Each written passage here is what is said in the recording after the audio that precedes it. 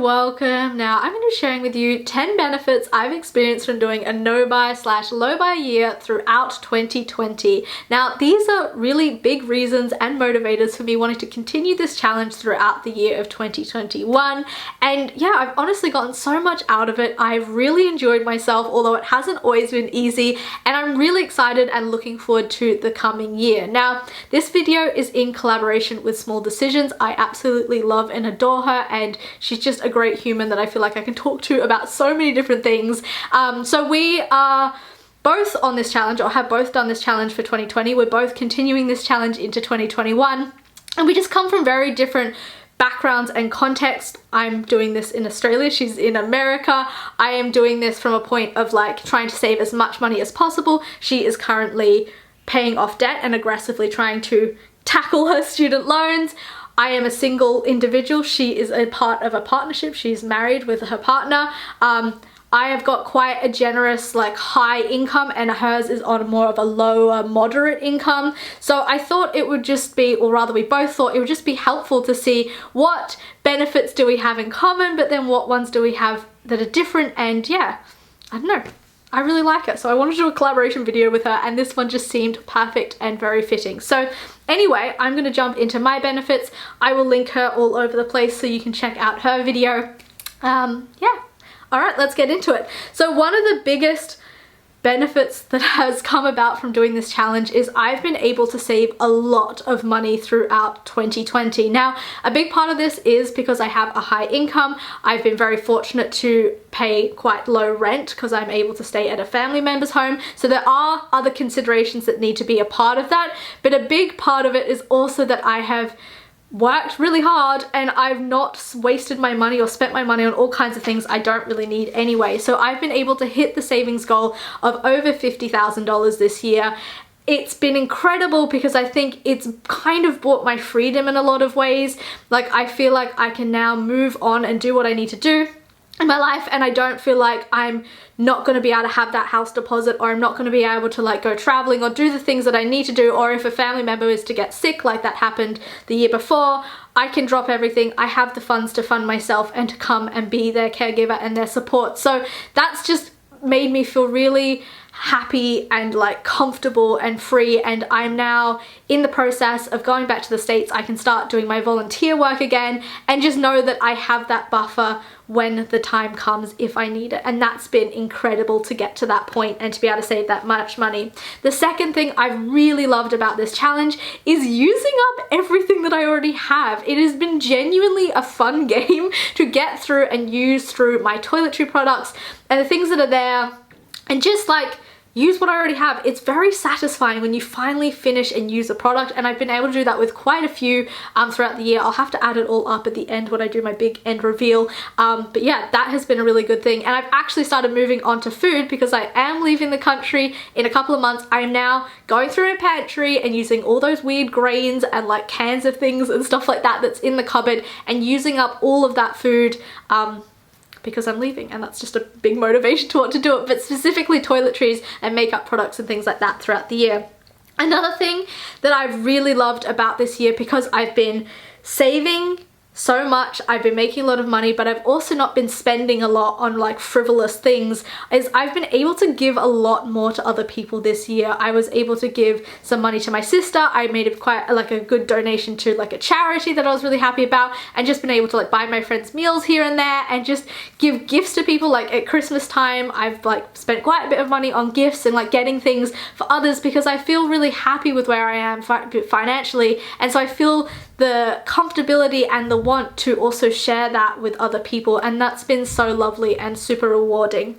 The fourth benefit I have experienced is being able to consolidate the things that are sort of like my essentials and staples, and that's definitely comes into toiletries, also into clothing a little bit as well, and realizing like what are the things that I do wear or use all the time, what are the essentials I need, and then what are just random extra fluffy items that don't actually add specific value or have really important tasks. So yeah, just being able to stop experimenting in the toiletries realm and really just realize these are the couple of products that work for me. This is exactly what I need to feel functional and happy in my day-to-day life, and yeah, just feeling like things have just consolidated in some way, shape or form in different areas throughout my life in the year of 2020 because of doing this challenge. The next is just having a lot more gratitude for all the things I already have, because I've stopped, I guess, that stream. Not completely. I had a few slip-ups where I did buy extra things, and I did buy some things here and there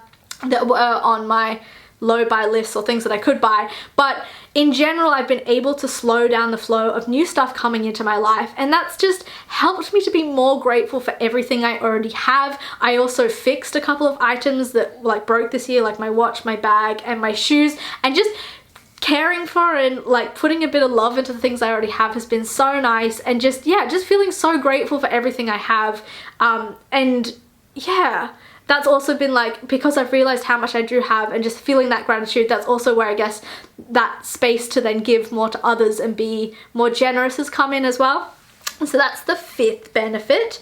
The 6th benefit is not shopping did not take away whatsoever from my enjoyment of 2020. Although it was a bit of an interesting year to say the least, I had a great time, give or take a few moments, but that's life, you know, we all have to deal with the ups and downs, but it's been really, really good, and I didn't like miss it. I don't feel like I was like, you know, FOMO missing out on anything. I've really enjoyed myself.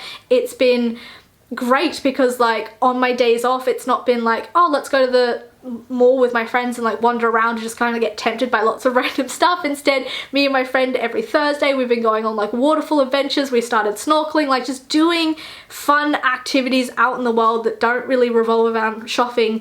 And like, yeah, there's just been a lot of things that I've enjoyed doing and gotten a lot of enjoyment out of, and not shopping has not really taken away any joy. In fact, I think it's given space for me to bring things that really add value into my life. Oh, and I've been able to this year pick up a few more hobbies like that I have had in the past but just never dedicated much time to, like photography and reading and things like that. The 7th is I stopped rather feeling like I'm craving or missing something or wanting something all the time. Like I've been able to stop that feeling when I got really into minimalism, but because I kind of let the floodgates open again in terms of buying new stuff, that craving feeling came back. It's kind of like when you quit sugar and then you start having sugar again and then you start craving it again. It's a bit like an addiction, that shopping feeling, but that craving really subsided, and I noticed that when I have wanted things throughout the year, I mean not so much at the beginning but definitely towards the end, I've kind of only wanted like one thing at a time, and that's been very easy to manage, whereas previously I feel like there was like this huge random list of different things I wanted that would come up at different times. Like I go through periods, I think I do a little bit of this kind of action where I want a lot of things and then I don't really need anything, and then suddenly I want things again. It sort of comes and goes, but that's been really helpful. It's just like, yeah, not feeling like I'm craving or missing anything or missing out on anything, and therefore my focus isn't constantly like looking for that next thing or looking out. I'm actually like focused on where I am, what I'm doing, and therefore like my hobbies and hanging out with my friends and actually engaging in my life that's like right in front of me. That's been really, really nice. That's the 7th benefit. The 8th benefit is because of all this, I've learned how to talk myself out of buying stuff I do not need, and also kind of, I guess, identifying what do I want, what is actually a need. But yes, very specifically, I've learned the strategy to talk me out of buying random stuff, which I think has been really helpful. I don't think I've really had those tools very fine-tuned before, like it's been there a bit, like I know the things to think about before buying something, but to really get to that point where I can walk into a store, like see something, be like and then be like, wow, and have a little chat with myself and then leave the store, that's been really, really helpful. And I think that's my benefit number 8, but it also coincides with benefit number 9, which is really learning my own shopping behavior. What triggers my own shopping, like how does it come up, because I've definitely noticed a few purchases I've made that I've regretted because I get in these moments where I get very fixated on one type of hobby or one new thing that I want to do, like the baking things, if anyone remembers those purchases I made this year, and I got really into it for like a month or two and then I haven't baked since, and all those things that I like purchased have kind of been a bit wasteful because money wise, but also because I'm not currently using them. So learning that behavior of like, why do I get suddenly hooked on a new thing or a new hobby but then I don't really follow it through, and then learning, okay, well how about I just, instead of like getting all excited about my new hobby, trying to find all the new things that I need to buy to do this hobby. How about I try and hone in or focus on something that I'm already doing, put more energy towards that. Like learning what triggers my shopping and learning those behaviors and learning my patterns of like emotional shopping has been, it's been great. I've really enjoyed it. And it's been very like, I guess, introspective to look at yourself and to analyze, oh, why are you doing that? Why are you thinking about that? And kind of be a little bit like, be a bit of your own counselor and just like help yourself out and look at things like a bit more objectively. And that's been really nice.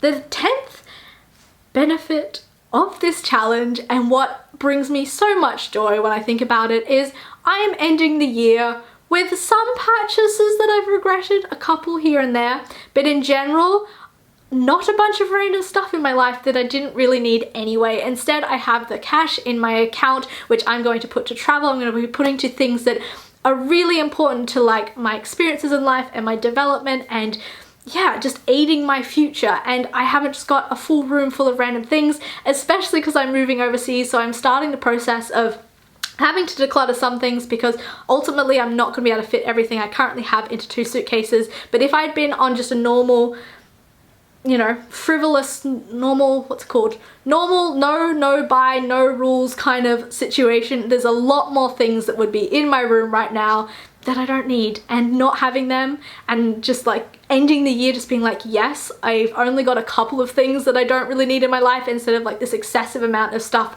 that I wasted my money on, has just been the cherry on top of 2020. So anyway, those are the 10 benefits that I have experienced that I've really gotten out of this challenge. There are obviously more, but those are the ones that I could very clearly articulate to other people online. Please check out Small Decisions benefits as well if you're interested. Subscribe to her channel. I really want to help grow her channel, get her to 1,000 subscribers, because she is super lovely, great human, and she's gonna do great things and just has an awesome outlook and philosophies on life, and just she just warms my heart. She's a great human. So thank you so much for watching. I hope you've enjoyed this, and I will see you next time. Bye.